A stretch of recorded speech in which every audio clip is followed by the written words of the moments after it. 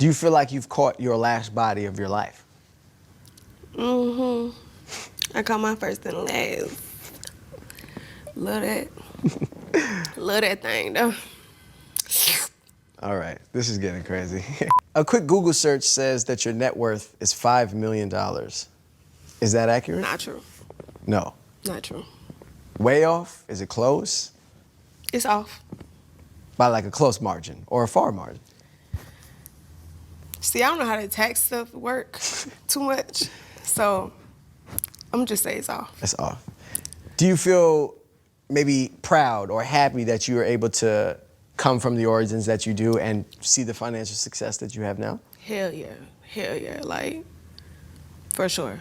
Nobody in my family went to college. Nobody in my family is a millionaire. Like, I really did that. What does it feel like to be able to buy almost anything you want? It's kind of boring.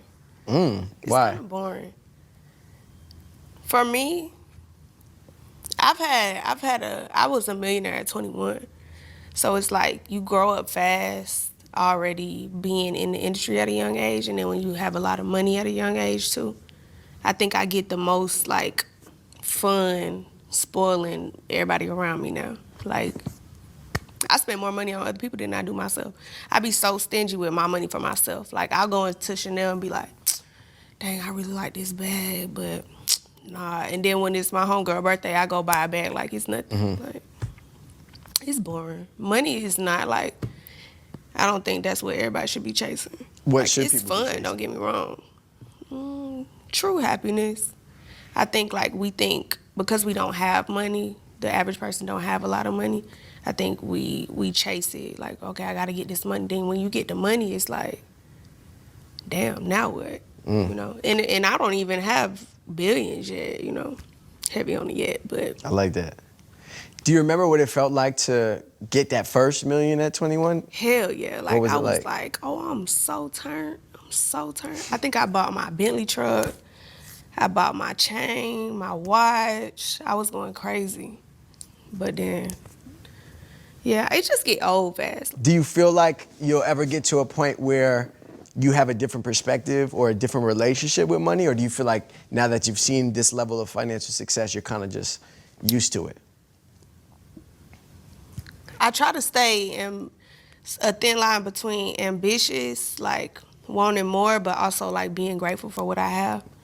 So like, of course I want more. Like I want it to be like a generational thing, the money. But I also just be like, dang, like, am I just gonna be like chasing money forever? Like, am I gonna be on tour and getting no sleep, red eye, and all this stuff forever? I don't know. I feel like my perspective is kind of changing a little bit. I feel like maybe if you would have came into that first million later in your life, you'd have a different appreciation. Yeah. I Because don't most know. people don't touch $1 million at 21. Right. Like, I don't know if it's, I mean, obviously it has its pros, but I don't know if it's the best thing for a 21-year-old to be seeing that much money that Right. fast. Like, it kind of takes away life's experiences, like the come up, you know what I'm saying? But don't take away from yourself. You did have a long runway of the come up, Hell though. yeah. Like, Hell yeah. and it's pretty much all documented. Like, It all of those is. videos are still on YouTube. It is. Like, you can see it. And they still say I'm an industry plant. Is it true that even after you started making like significant money, you were still buying stuff through like boosters in Atlanta? Yeah. But I stopped that. Why? I don't know. It just really ain't just the best thing to do. If you got the money, just don't even get involved in those things. That's a mature thing to say. Me, on the contrary, I don't care how much bread I'm getting. If I could get something for the low or for the half off, I mean, I'm doing it. No, I feel you. But maybe like you can get a steal without it being like a steal. Without it being stolen. You get a steal without it being stolen. That's a Steal bar. without it being stolen. That's fire. Yeah, because, like the perfumes and shit, I was definitely getting me a new perfume like every week. Being that this is the last episode on this stage, I want to do a new segment that I'm going to call What You Had Meant.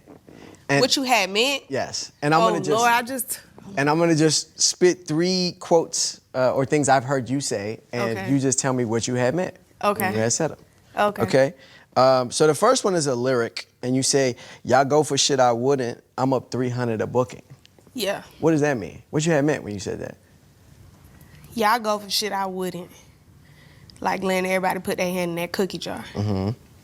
Wouldn't do it. Couldn't do it. I'm up 300 a booking. At the time, I was getting 300 a booking. So you said at the time. I'm assuming by now it's more. Right around there. So I'll still take 300. dollars. $300. Yep. That sounds like a TikTok shop price right there. Shit, I'm telling you. I got this peanut butter ain't gonna buy itself. Okay, the second one is also a lyric. You said, "Lay a hoe down and lay up with a savage." What does that mean? I like them rough around the edges. Lay a hoe down, lay up with a savage. I mean, it's pretty self-explanatory if you think about it. I thought about it. It didn't Still explain didn't? itself. I said, why not ask Lay the a hoe source? down. Let me think. Lay a hoe down. Lay a hoe down and lay up with a savage. Lay a hoe down. Mm. Lay up with a savage. Answering exclusively in sound effects. Yeah. Okay. Yep. The last one, quote, "My coochie is lied